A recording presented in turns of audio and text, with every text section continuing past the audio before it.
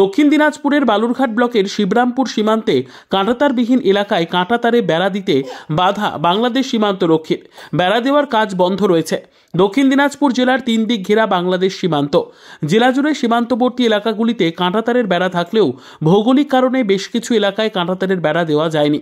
বর্তমানে বাংলাদেশের অস্থির পরিস্থিতির কারণে কাঁটাতারবিহীন এলাকাগুলিতেও বেড়া দেওয়ার কাজ শুরু করা হয়। বালুরঘাট ব্লকের শিবরামপুর সীমান্তে পুকুর এবং সীমান্ত সংলগ্ন একটি গ্রামের কারণে কাঁটাতারের বেড়া ছিল না। গত দুদিন আগে সেখানে কাঁটাতারের বেড়া দিতে নামে বিএসএফ।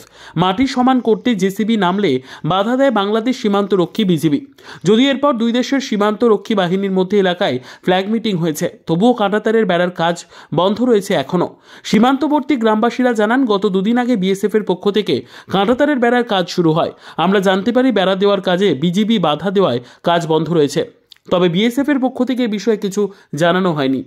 কাজ করছিল হয়তো মানে জেসিবি চলছিল, তারপরে হচ্ছে বিডিআর আছে বাধা দিছে, বাধা দেওয়ার পরে তো হয়তো বন্ধ করে দিচ্ছে কাজটা। তারপরে আবার পরে মিটিং টিটিং করে আবার জেসিবি চলছে, কাজ চালু করে দিল।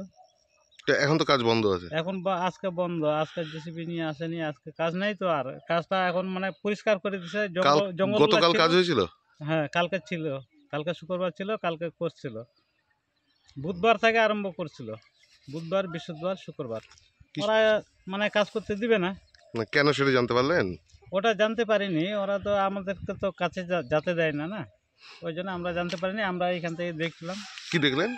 দেখলাম ওই বিএসএফ বিডিআরে মানে গন্ডগোলের মতো মানে ধরছিল।